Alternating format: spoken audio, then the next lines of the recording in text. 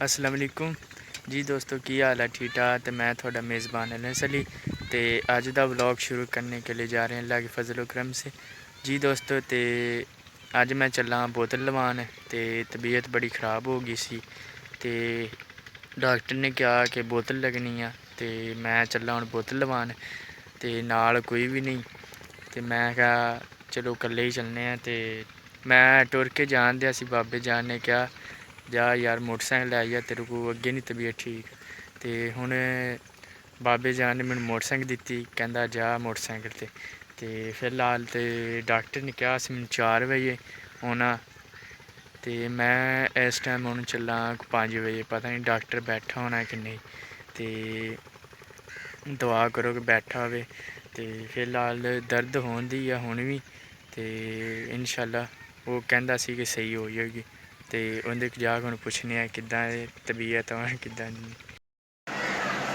जी दोस्त, तो मैं दुकान पर पहुँच गया तो बाबा जान भी मेरे नाल ने, ये भी इन्हां भी दवाई लैनी है। तो मैं फिलहाल बोतल लवानी है तो लवा के फिर दर्द जड़ी ना खलो जानी है। तो आ डॉक्टर साहब का मुंडा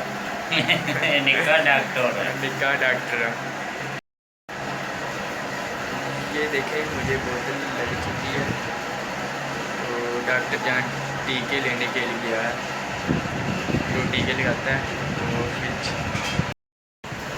जी दोस्तों, तो बोतल लग चुकी है, ख़त्म हो गई है। तो डॉक्टर साहब अंदर गए ने, दवाइयाँ भी कुछ दित्तियां ने। तो वो कहते एक और बोतल लवा। मैं कहा चलो ठीक है सुबह ला दो। तो कहना चलो ठीक है ला दो। तो हुणे जाने घर तो उत्थे जाके रेस्ट करनी।